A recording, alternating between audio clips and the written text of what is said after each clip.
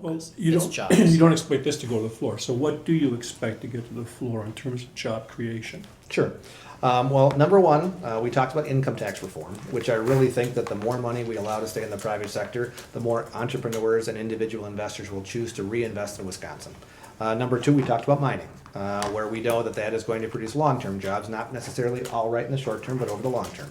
One of the other areas that we have heard a great deal of consternation from entrepreneurs is the regulatory process that they have to go through. Let me tell you one quick story of a constituent who I spoke with on the phone. Back in February, she decided she wanted to open up a franchise to take care of senior citizens who have healthcare needs, people with dementia, Alzheimer's, things like that. She applied for the 2 different permits that were required at the state DHS, and she waited. Now, she had started her business, but you're able to begin the process with applying for the permits and still operate waiting for the final outcome. She had a fairly large cash reserve, $250,000, waiting for these to come forward, and she began to hire people. She had to hire nurses and all these people waiting for the permits. She waited, and she called, and she said, "Where is my permit? It's in the process." So lo and behold, fast forward, she keeps calling, and they finally said, "We will call you when it's ready." Now, fast forward to October, she still has not gotten the permit.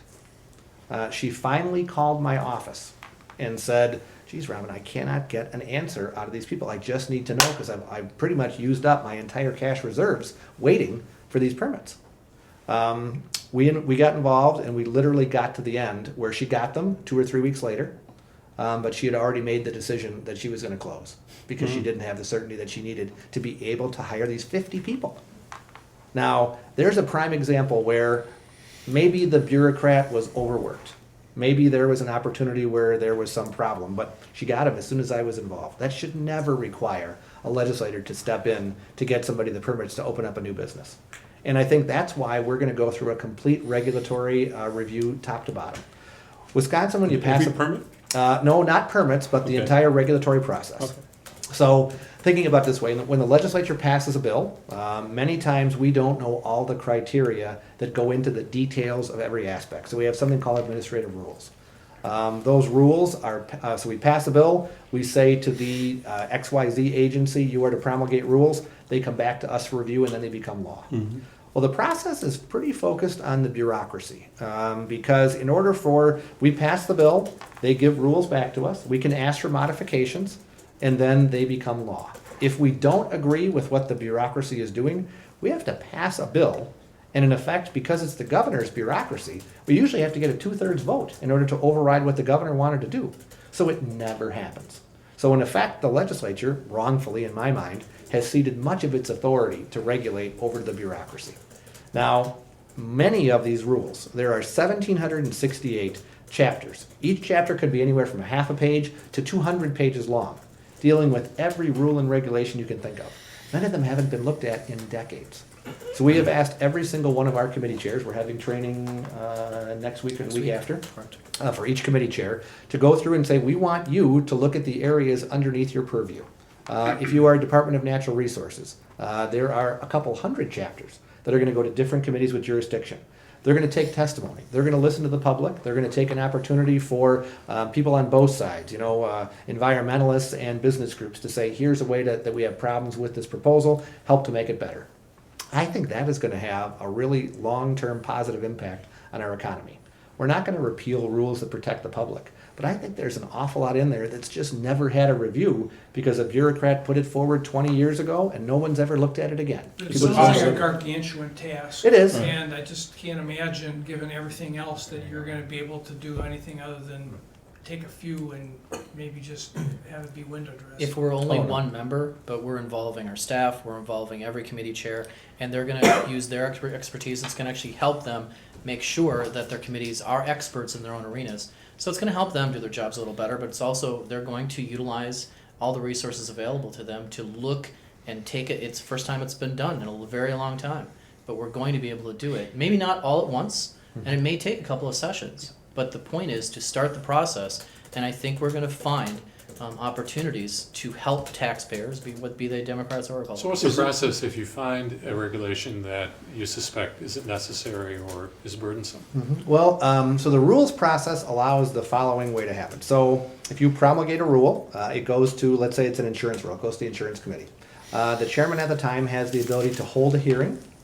They have the ability to ask for modifications. It goes back to the bureaucracy. They come back to us for review, and we can either say we agree with it, or we basically can introduce a bill to stop it till the end of the session.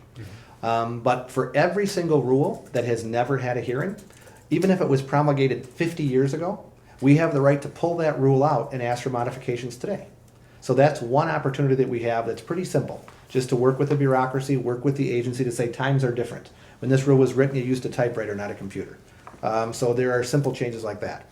If there are other areas where it's a more recent rule or it's something that we have a problem with, we're going to ask the committees to either do a committee bill where Democrats and Republicans can work together to do a repealer bill or to make the changes that are necessary, or an individual legislator could step forward and say, I want to become the champion of this change, and that'll get to the floor as an individual Is bill. it possible that these rules will become politicized, or that special interests would have more of an impact if it's done this way than? Probably not, only from the standpoint that our process is very transparent. When the rules process happens, it's usually done inside a bureaucracy. They have some hearings, but the decisions aren't necessarily made in public like ours are, where you take a vote, you bring a bill forward, people can read it before it becomes law. So hopefully but I want those interest groups to come forward.